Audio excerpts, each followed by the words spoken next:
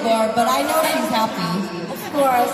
Kasi kahapon nag-celebrate din kami, pero ngayon, syempre, di ba, we have to celebrate too. Ay, lakas talaga ng aircon dito sa Manila. Let's make a wish first now, and then we can talk. My wish is to be back in Manila to perform for you guys.